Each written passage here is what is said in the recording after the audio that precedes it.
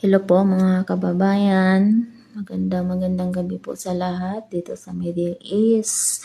Kamusta po kayo tayong lahat dyan? Kamusta na po yung mga ginagawa natin sa Ramadan, guys? Pagbalik na naman kami doon sa binabakasyonan namin noong November. Tapos ito, hindi pa nawala. Baka madagdagan na naman to. Actually guys, galing ako sa bank kanina. Umalis po kami kanina, mga 1:00 ng hapon. Napaprocess na naman tayo. Naparegister po ako kung sino po yung pwedeng hulugan ng pera sa Pinas. Iba kasi dito guys, pa-register pa sa bank yung sa bank yung sino yung hulugan sa Pinas. Kaya lagi ako nang pabalik-balik ng bank. Tapos ang haba pa ng pila doon. Tapos yung utak ko nandito sa bahay kasi pag uwi ko dito marami pa akong gagawin na lulutuin. Tapos minsan late na nagmamabilis. Tapos ang daming pati kamay sunog. Grabe siya magmamadali sa oras kasi dapat 6 o'clock tapos na po lahat yung mga lutuin. Kaya pag nandun kami, nagpa-process, hindi ako masyado nakapag-focus yun sa mga ginagawa ko doon. Tapos, nung isang araw, nagpunta kami doon, nag-process, tapos nagpa-register po ng name, ng hulugan ng pera. Connect to bank online. Mali pa yung isang letra ng apelyido, hindi siya pwedeng pagdating doon, hindi pa rin makuha yung pera pag hulog doon sa remittance kasi mali. Kahit dito kasi kahit nickname pwede siyang i-withdraw. Doon sa Pinas, iba kasi yung Pinas kahit isang mali lang hindi pwedeng hindi i-release yung pera. Kaya pabalik-balik ako doon para maging okay, para pag mahulugan na siya, online na lang, hindi na ako magpunta ng bangko at mag-withdraw, maghulog doon. Dito na lang sa sa cellphone ko, online. Transfer kasi sa akin, dati sa amo ko yan. Kaya nag-mandatory po yung bank account dito, lahat ng kasambahay. Iwan ko po yung iba kasi may ko doon, nakasama ko doon na Pinay. Pauwi na siya sa John, nakulong siya. Hindi daw siya nakuha ng ATM or bank account kasi pauwi na siya. Sayang naman, di ba? Hindi naman yan magamit ang bank account mo doon sa sa Pinas. Dito lang. Kapag umuwi ka na, yung ATM mo, hindi na yan gumagana sa Pinas. Kaya hindi na siya nagkuha. Kasi siya dapat mag-extend. Kaso lang, pauwiin na siya ng jowa niyang foreigner. Sana all may foreigner. Bitaw Pauwiin na siya na yan. May jowa siyang Ukraine. Kaya magpakasala daw sila. Pauwiin siya doon. Tapos pagpunta daw doon yung Ukraine yan. Kaya pinapauwi siya sa June. Tapos hindi na siya mag-extend. Hindi na siya nagkuha ng bank account. Naghulog na lang siya doon for cash money. Tapos sa akin, ang tagal kasi mag-access ka doon sa bank, tapos pagdating dito access ka na naman dito sa cellphone. Hindi siya katulad dyan sa Pinas na ang tawag nun? Automatic ba? Diba? Dito, register kung sino yung hulugan mo. Register pa rin dito. Kasi, hindi pwede na lagi ka na lang magpunta doon. Pwede ka na lang pag sahod mo, automatic na kahit ngayong ganitong oras, gabi na, maghulog ka, pwede na. Online. Parang siya ba? Parang through GCash, ganun. Bank through GCash na siya. Parang GCash sa Pinas, ganun, di ba? Yung kahit gabi, pag may GCash, pwede mong i-withdraw, di ba? Ganun yan.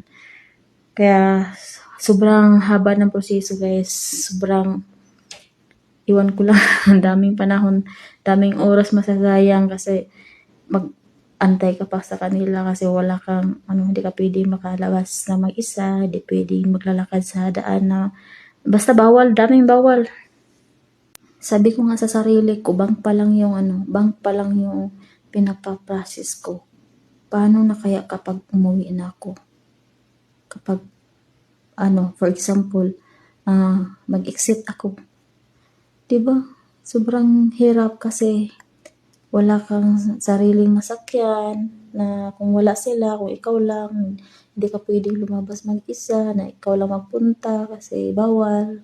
Ang daming sobrang higpit dito guys. Kung alam niyo lang, buti pa yung si kabayan na nakita na doon sa bank, yung nabutan ko kasi una siya eh.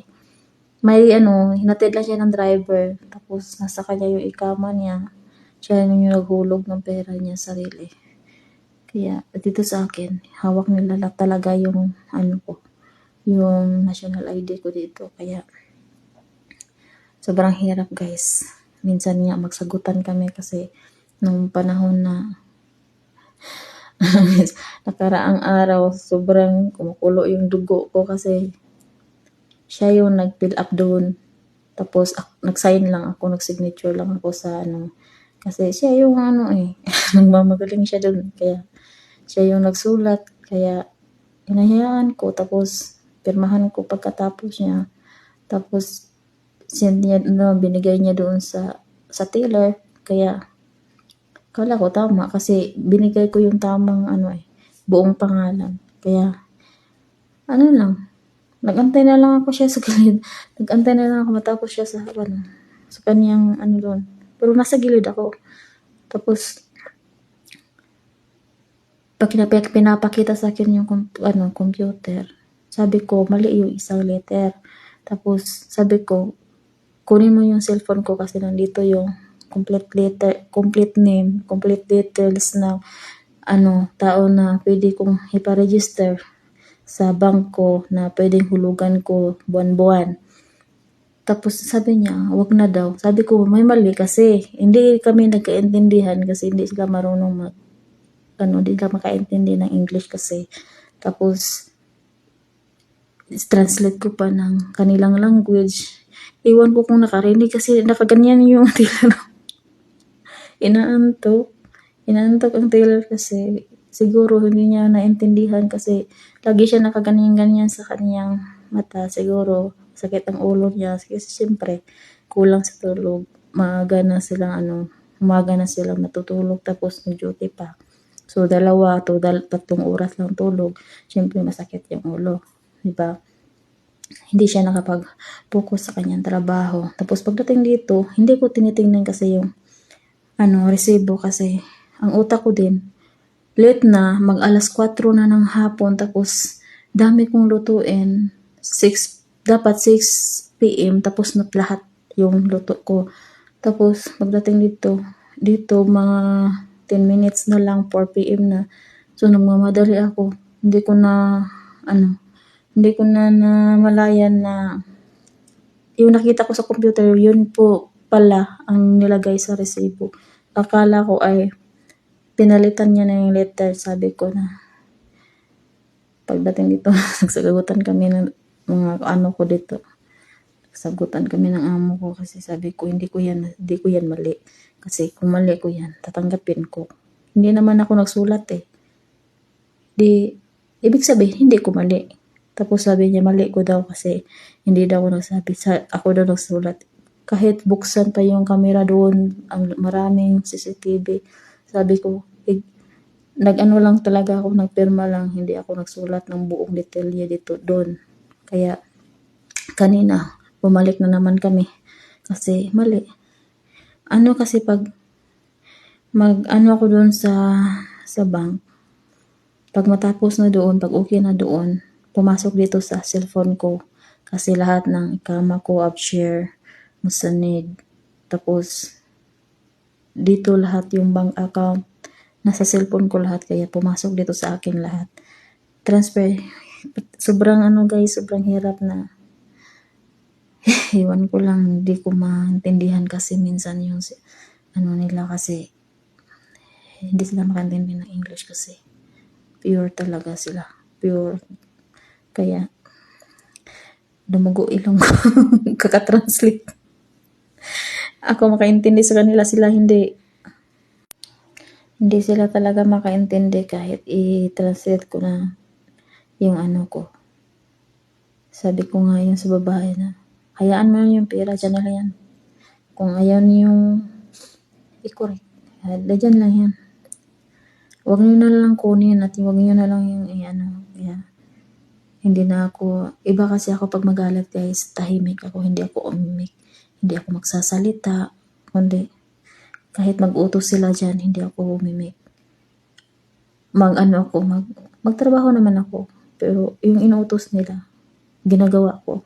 Pero, hindi ako nagsasalita. Ganyan ako. Yun ugali ko. Hindi ako ganun na ako pag may sila may utos. Sabihin na, magluto ka ng ganito, maglulutuin mo yung katulad ng example, luto ng kabsa. Pag sinabi na yan, ayan, punta na ako sa kusina, walang kahit isang salita. Hindi ako nagsasalita. Ganyan talaga ako. Hindi ako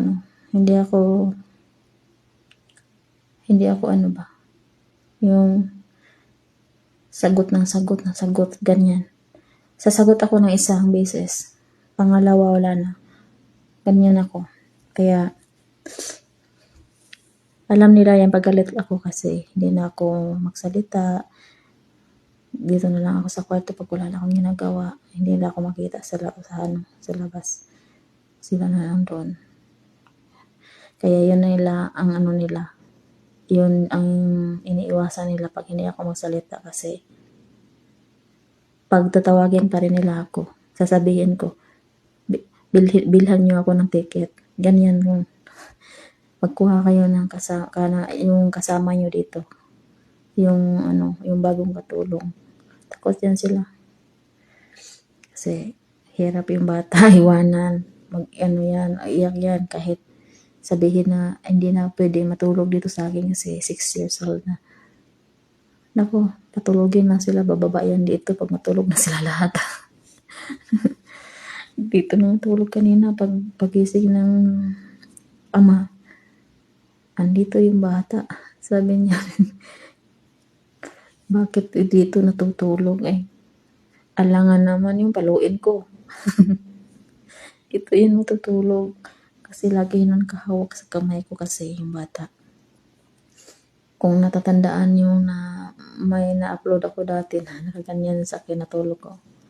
Ganyan yan. Dito, hawak niyan dito sa akin.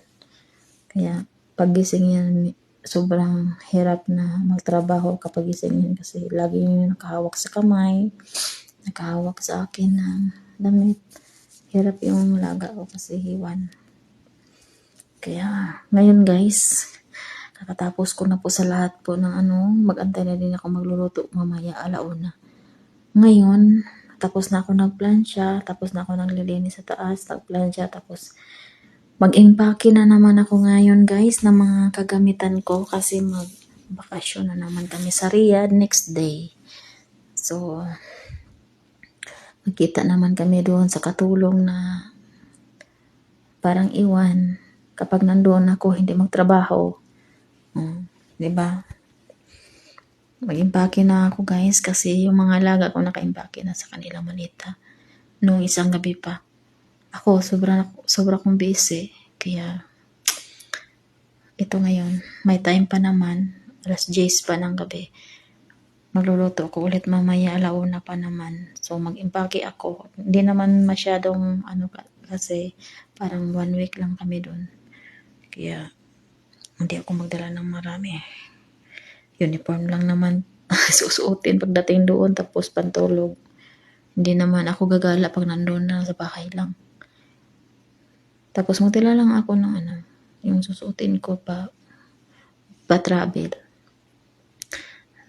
Yan lang. Tsaka sapatos, sandal. Pagdating doon, trabaho pa rin. Tapos wala akong sahod pagdating doon. Kaya mainis ako sa katulong doon kasi pag andun ako, hindi na magtatrabaho, laging nagsa-cellphone. Tapos bungangera. Sarap sa pakin. Yung pagpunta namin noong November pinagalitan ko talaga kasi tulog siya halos buong araw, hindi nagtatrabaho. Tawag ng tawag yung amo, siya tulog. Ilang beses ko yan pinagalitan yung katulong doon kasi pag wala yung amo niya, para siyang amo din. Nagpapiling amo. Kaya ako tahimik talaga ako pag magtrabaho ako. Ayaw ko na yung yung bungangira ba. Ayaw ko talaga ng mga ganyan eh. Yung magtatrabaho na daldal lang daldal. Ayaw ko ng ganyan. Magtrabaho kasi ako guys, tahimik. Para makapokus ako ba ano yung gagawin ko. Yun talaga yung sabi ng amo ko. Gumising ako ng alas 12. Maya maalaon na alas 12. Gising yan sila. Kaya ayaw ko nang sabihin na magtrabaho na may mag-utos, may maingay. Hindi ko, ayaw ko ng ganun eh. Kasi hindi ako makapag-focus. Kaya pag sabi niya magising ako dapat alas 12 kasi umaga na kami natulog. Kahit antok ako guys, gising ako ng maaga. Gising ako ng alas 9 pa lang or alas 10 kung kaya sa katawan bangon. Babangon talaga ako, hindi ako babangon ng alas 11, alas 12 kasi malaki ang bahay. Tapos magluluto pa ako, tapos paabutan pagising nila, utos dito, doon. Tapos hindi mo naman malayan, oras na naman na magluto. Tapos bigla lang yung magsabi na magbihis ka ng abaya kasi aalis, ganyan. Tapos yung hindi na matapos yung gawain dito sa bahay. Tapos pagdating dito, gawin mo naman ulit, hindi ka pa makapagpahinga, hindi ka pa kabihis ng abaya, hindi ka pa kaupo, utos na naman. Iwan ko lang yun, daming gagawin. Tapos kaya yung sa akin, lagi akong nag-advance ng oras. Ako yung nagdala ng oras ko. Kapag sabihin nila na matulog kami ng alas 7 o alas 6 sa umaga, sabihin na gising ka mamaya alas 12 kasi tulog kami. Hindi naman ako nag-vacuum sa taas, dito lang sa baba. Tapos nasa taas sila. Hindi naman maingay pag ako lang. Maingay lang kasi kapag gising sila. Lalo na yung mga alaga ko, laging nakabundol yung mga kahit anong bubundol nila, kaya maingay. Kaya ang style ko kasi, 'di ba? Habang matutulog tayo, sila kumakain pa kahit tapos na kumain. 'Di ba? Kaya pagising ko may hugasin pa rin kahit tapos ka na naghugas. Akala mo tulog na sila, bumaba pa rin kasi kakain na naman ulit. Di pagising mo, maraming kalat na mga pinggan doon sa kusina kahit saan ilalagay na kahit patulog ka na, nag-arrange ka na, malinis ng kusina, malinis ng buong bahay. Ay nako, pagising mo, kalat na naman. Kaya hindi mo maasahan talaga na malinis pagising mo. Puwera lang siguro kapag ikaw ay patulog, galit ka. Pag galit ka, sus ko, sobrang linis. Pwede ka na hindi maglinis kapag pero kapag makita nilang okay ka, natutulog ka na okay ka, naku, paglabas mo, nakaganyan ka pa kasi masakit ang ulo mo kasi 3 hours, 2 hours rin yung tulog mo.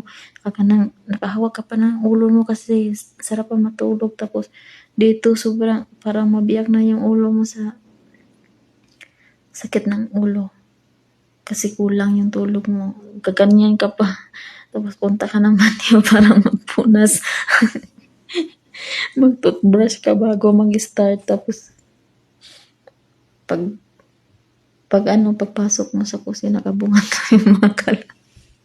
Kabungan yung kalat ng mga pinggan kahit saan. Tapos sabihin mo na, lah, umaga na ako natulog tapos nag-arrange ako dyan. Ngayon, sobrang baba yan sila. Bumaba at kumakain pa rin. Kahit umaga na. Kaya, tiisin. No choice tayo. Katulong lang tayo guys, di ba? Nangangati ako sa libakapok sa taas. Ay naku, bye-bye guys. Please subscribe my YouTube channel.